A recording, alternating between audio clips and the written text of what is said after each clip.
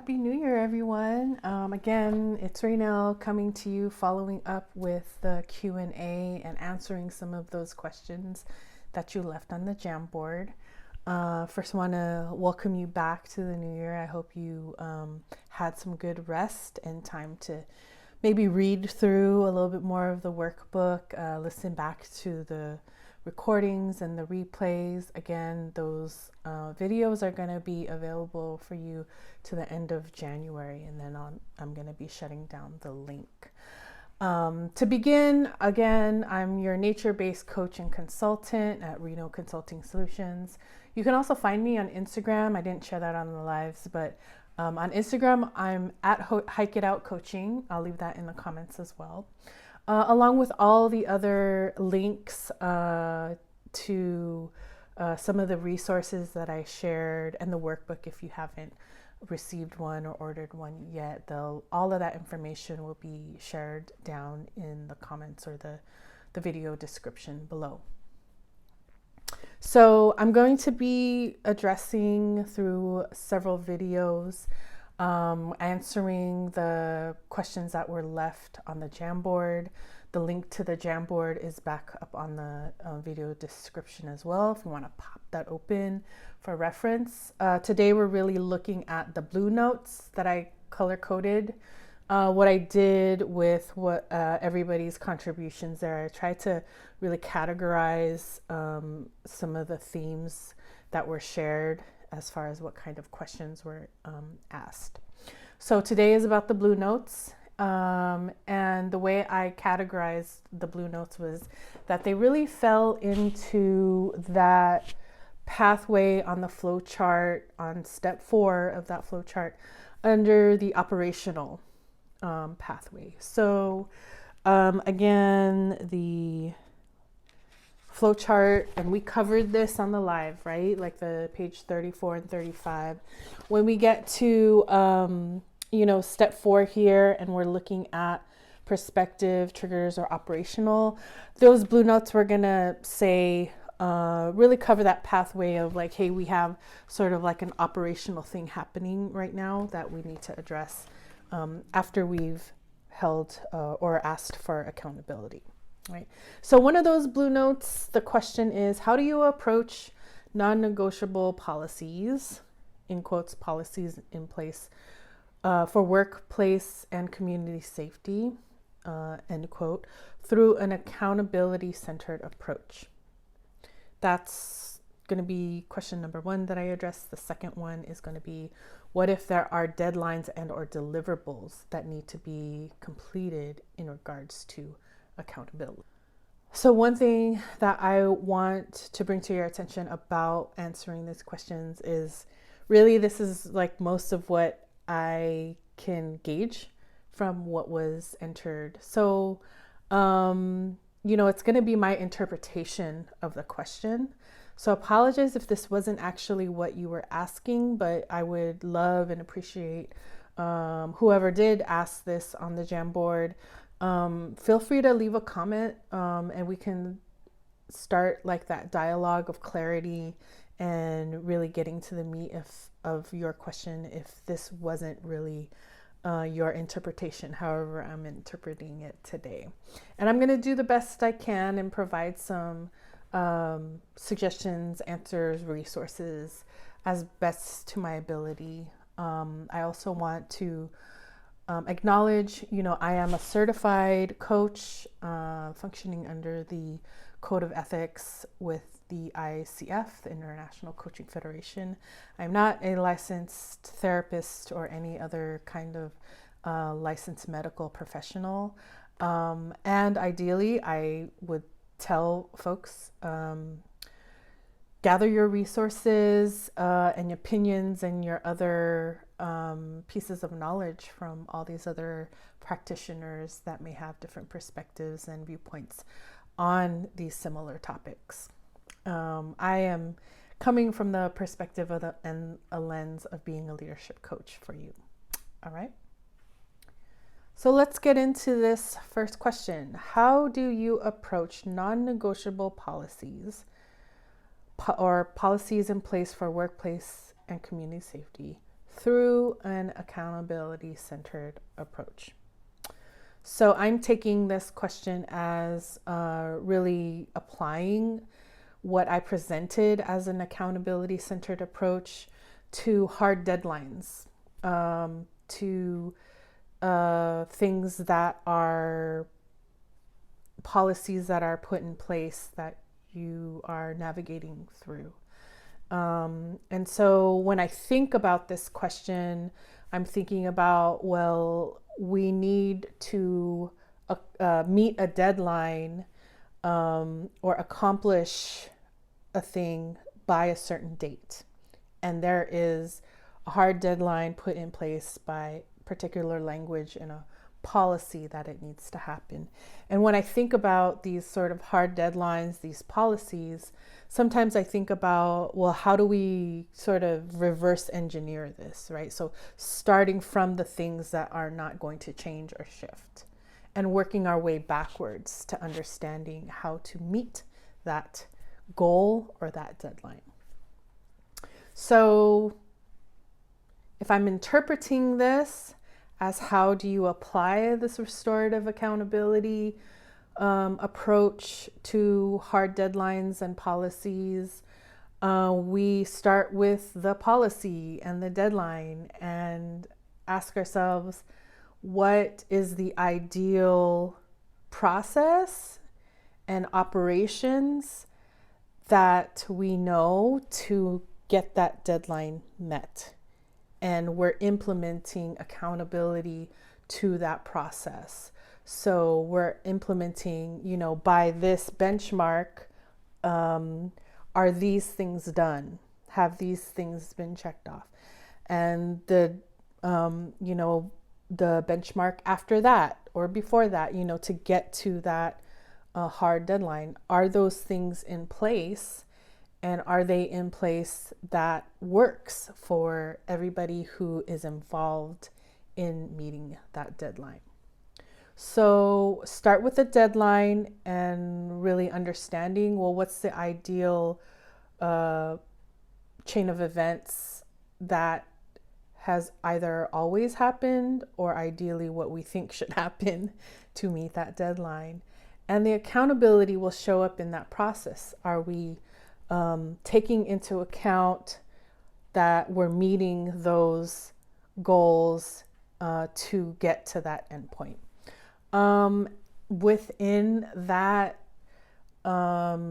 really analyzing that pathway to meet that deadline or meet that policy, that's where you might find the information that might be missing, right? The information that maybe the meeting that particular deadline by that amount of time doesn't work, and maybe conversations about amending the policy or rethinking the deadlines may come up, or on the end of the sort of like human labor or the people behind meeting that deadline, accommodations might need to be implemented in order for them to succeed to that point of meeting that deadline.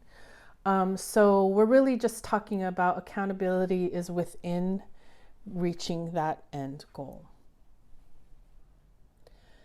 The other thing I want to offer, as far as possibly based on the interpretation that I have with this question, is considering how you relate to actual deadlines, like the actual idea of deadlines. This one comes up a lot as somebody who basically works solo. I am not really accountable to anyone except for myself. And that's a much harder process for me, I believe, because I don't have to answer to anyone, and anything that I don't meet is my fault. So I've had to develop this understanding of whether deadlines and setting deadlines actually work for me or not. As an example, deadlines really help, because if I see that there's a date put on a project, or I put dates on tasks that need to be done by the end of, let's say, the quarter, I'm more likely, because I wrote that down, because I planned it and set it on my calendar physically, I'm more likely to meet that deadline than if I just left that as a cloudy thought in my mind, or shoved it away as just this one kind of thing that came up while I was on a walk or something, right? So I feel like my relationship to a deadline is a lot more clear on how I need that to work for me. And so the other answer I have to this question to consider is just understanding what your relationship to meeting deadlines is.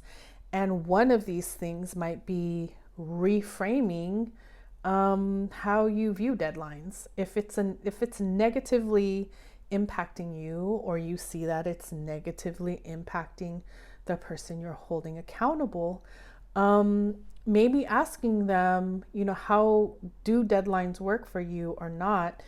Sometimes it could be a matter of just using a different word for a deadline, right? Like benchmark might be more relatable to a person. Making it sort of affirming, like if I get X, Y, and Z done, then I'm able to do these other things, right? If I'm able to knock this off of my to-do list, I'll have more space for alone time or me time or leisure time, things like that, to help sort of reframe in your brain, in your mind, like the pressures that might come up when you think about deadlines, right? Because not all of us relate to deadlines the same way. And we do want to make sure that we're supporting people. And you also, for me, I have to cheer myself on. So for my deadlines, I have to do a lot of work, especially when I don't meet them. And then my negative self-talk and my doubt and my inner critic start really shouting. And I have to remind myself, I'm doing the best I can. Right. So in the accountability process, if we're in relation to other people needing to meet some deadlines, you might also want to consider talking about actual deadlines and their relationship to them, right?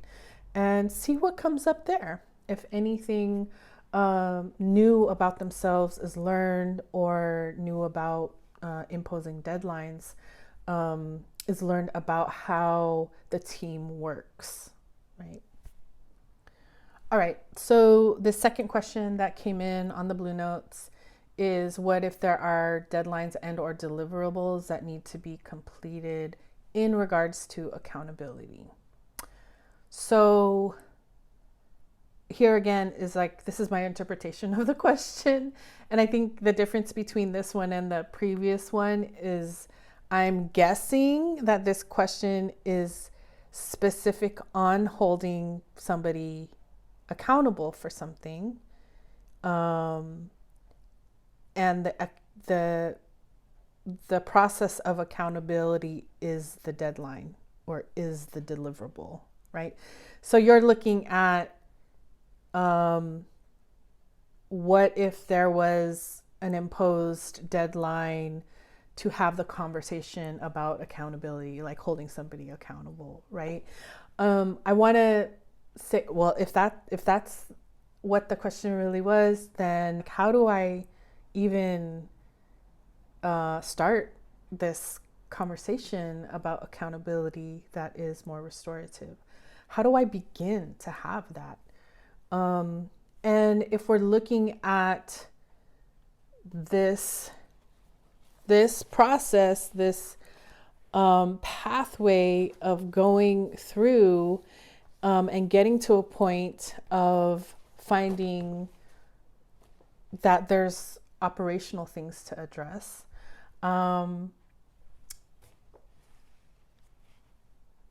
it's all about creating that space for the dialogue to happen. So in the workbook, I also mentioned that this is a very different approach. The term and the definition in which I present it is a sort of like shift in the mind, that because it's such a norm in everyday relationship and the way that groups are managed, teams are managed, to use accountability as consequences, we're really talking about like introducing something that is going to be like, people might need time to actually know that there's a different way to do it and to process that, right? So up front, sort of creating the space that says, hey, this is how I understand accountability based on this way that I learned about as being restorative. Up front, being upfront with them and transparent, like this is not about needing to figure out what consequences need to be imposed, but it is more about just understanding what things happened to lead to that outcome that we need to address. And pausing there. So creating the space and the container that there is going to be a particular type of dialogue also helps to sort of allow folks to receive a little bit more in a way that is like, what is this about? Am I open to that? Like, what do you mean that we're going to have a dialogue? Going through the steps and having them recognize that you're in a dialogue to better understand the situation, and saying that you're going to pause there. I would say try that on. And again, when it comes to hard deadlines and specific deliverables that need to happen, I usually think that reverse engineering that, like saying it needs to happen by here. And so what's the step before that and before that and before that? And where am I as far as the next steps in where we're beginning this conversation? And so utilizing that particular process of let's reverse engineer and see what steps I think ideally should be happening to meet that hard deadline or policy, and where am I in relation to those ideal steps to make that happen. I think this is the second question as far as like opening up the space to begin an accountability dialogue and process. It's a lot to unpack. I mentioned on the lives also, there is like a sense of leadership and authority to think about. If you are the one holding others accountable, that might be the experience that you're having to create these spaces. And for that role of receiving, needing to be held accountable, there's a whole, area of self-awareness and growth that could also be unpacked there. So we take our time to really pause through these steps in the flowchart and use them as teachable moments of like, how can I learn about myself a little bit more? How can I bring space to others in this community for them to also learn a lot more about who they are and how they react or how they hold themselves accountable and how they respond to being held accountable. And remember, this is a cycle, right? So we go into accountability, taking into account what just happened, and everybody goes through a process of recovery This is also where we pause. And after that pause and understanding and taking a step back, we can then come back into community and figure out a process of repair. So as far as this operational pathway that we've been covering, we're talking about how do you work around hard deadlines, imposed policies, right? That you have to navigate around those things. Well, thinking about accountability as being part of that process to get to that deadline or be compliant to that policy, we reverse engineer that. The last thing I want to mention is this approach. This approach really is a human-centered approach because we're asking each other to be more self-aware and give space and time for all those emotions, those somatic responses, all of the ways that it works for you or doesn't work for you, all of those things to exist while you're in a restorative process, and being able to find the next steps in front of you. All right, that is most of what I have on these answers to the questions. Thank you again for everybody contributing to the Jamboard. That Jamboard is live, so if you want to continue asking questions, follow-up questions to this video on there, you can do that. You can subscribe to this YouTube channel and this playlist that is going to be specifically on the accountability as a restoration material, and leave some comments, ask questions in the comment section, and I'll respond, and we can just keep the dialogue going. And so from here, I just want to thank you again. Please keep in touch, follow the links to the resources, the places to get information, and I will see you on the next video, and we're gonna cover another cluster of those questions to begin or to continue our dialogue together. All right, for now, take care, be well, and be good to each other.